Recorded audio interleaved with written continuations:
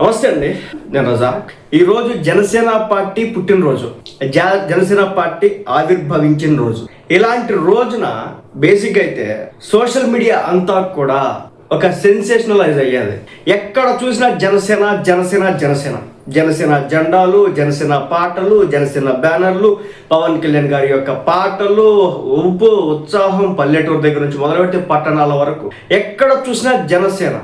ఇక టీవీల విషయానికి వస్తే కనుక టీవీల్లో అయితే జనసేన పార్టీ ఆవిర్భావ దినోత్సవ శుభాకాంక్షలు పలానా నియోజకవర్గం నుంచి అని చెప్పేసి నిమిషానికో లేదా ఒక అరగంటకో పావు గంటకో ఒక యాడ్ అయితే పడుతూ ఉండాలి. కానీ ఈరోజు ఎక్కడ చూసినా కానీ అది మనకు కనిపించట్లేదు.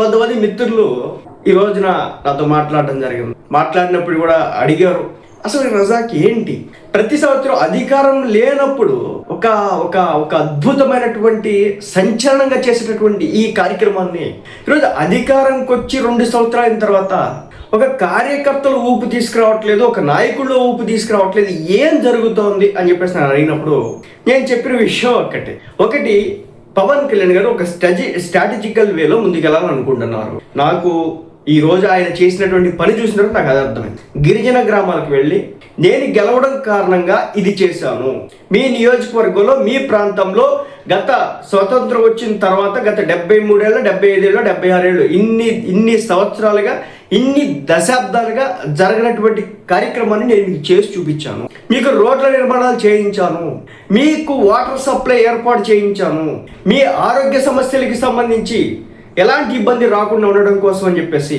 డోలీ మూతలు లేకుండా ఉండడం కోసం అని చెప్పేసి రకరకాల ఏర్పాట్లు నీ కోసం చేయించాను, అలాగే మీ ఉపాధి పనుల నిమిత్తం మీకు ఇంత హెల్ప్ చేసే విధంగా నేను ముందు అడుగు వేశాను అని చెప్పేసి పవన్ కళ్యాణ్ గారు గిరిజనులతో, గిరిజన గ్రామాలలోని ప్రజలతో, ప్రపంచానికి దేశానికి చాలా దూరంగా ఉండేటటువంటి మనుషులతో, రాజకీయాలు అంటే ఏంటి, రాజకీయాలు ఏ విధంగా జరుగుతాయి, నాయకులు ఏ విధంగా చేస్తూ ఉంటారు అనే వాటికి చాలా దూరంగా ఉండేటటువంటి మనుషులతో, మట్టి మనుషులతో ఈరోజున పవన్ కళ్యాణ్ గారు ఈ చిన్న సమావేశాలని ఏర్పాటు చేసుకోవడం అయితే జరిగింది. నాకు కూడా మనసులో అనిపించింది, అధికారంలో ఉన్నప్పుడు ఒక పెద్ద మహాసభ లాంటిది పెట్టి భారీ స్థాయి అంగరంగ వైభవంగా రాష్ట్రంలో ఉన్నటువంటి కేడర్ని మొత్తం కూడా ఆహ్వానం పిలిచి దిక్కులు పెక్కటిల్లేలాగా, కర్ణబేరి పగిలేలాగా సౌండ్ బాక్సులు పెట్టి, డీజే పాటలు పెట్టి, పెద్ద పెద్ద బ్యానర్లు పెట్టి,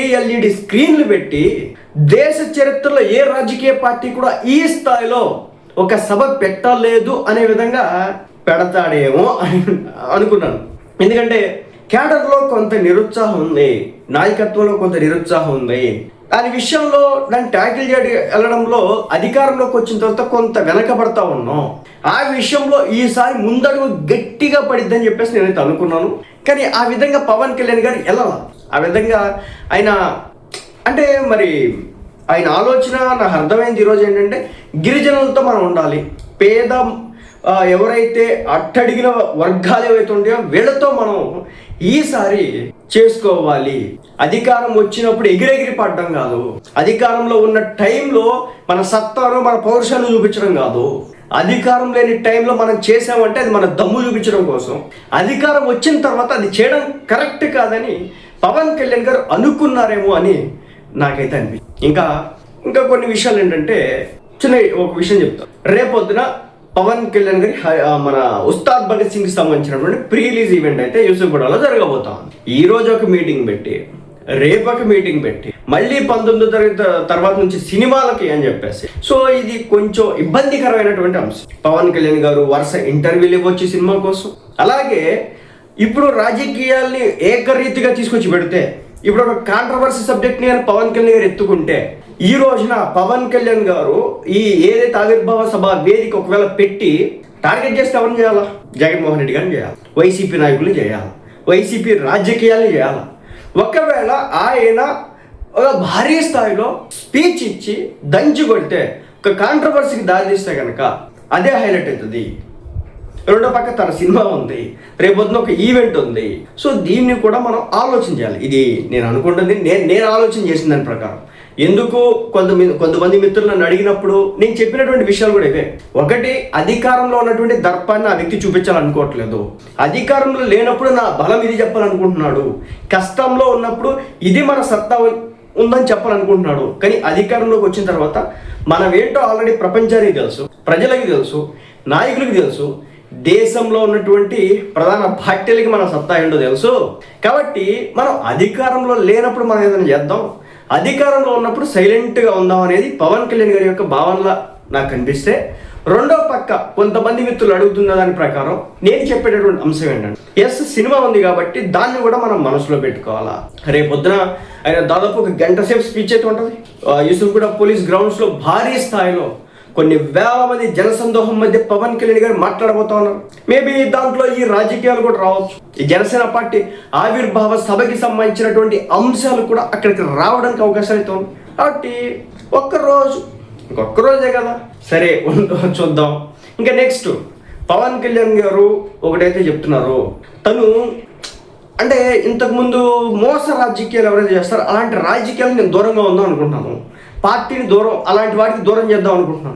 ఏదైతే తను చేసినప్పుడు మంచి పనులు ఉన్నాయో అవే చెప్పుకునే ప్రయత్నం చేశాడు తప్ప, అదే జగన్మోహన్ రెడ్డి గారు ఒక సభ పెట్టి ఇలా మాట్లాడాల్సి వస్తే కనుక పవన్ కళ్యాణ్ గారి వ్యక్తిత్వాన్నో, వ్యక్తిగత జీవితాన్నో, లేదంటే కనుక ఆయన వ్యవహార శైలి గురించి ఏదో మాట్లాడేవాడు. కానీ పవన్ కళ్యాణ్ గారు అలాంటి దారిని ఎంచుకోవట్లేదు. రోజు అనవసరమైన సబ్జెక్ట్లోకి జగన్మోహన్ రెడ్డి గారు లాగడము, పర్టికులర్గా ఆయన టార్గెట్ చేయాలి కాబట్టి ఆయన ఇలాంటి రాజకీయాలు చేయడము, ఇలాంటి కామెంట్స్ చేయడము, ఇలాంటి స్టేట్మెంట్స్ ఇవ్వడము ఆయన చేయదలుచుకోవట్లేదు.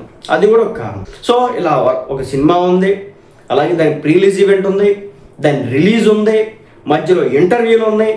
సో వీటన్నిటి నేపథ్యంలో మళ్ళీ పక్క రాష్ట్రం తమిళనాడులో కీ రోల్ పవన్ కళ్యాణ్ గారు ప్లే చేస్తూ ఉన్నారు.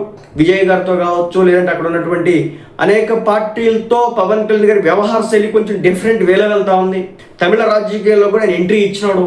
కాబట్టి కొంచెం ఈ మార్చి 14 జనసేన పార్టీ ఆవిర్భావ సభ అనే దాని విషయంలో సైలెంట్గా చేద్దాం అని చెప్పేసి అనుకున్నారు.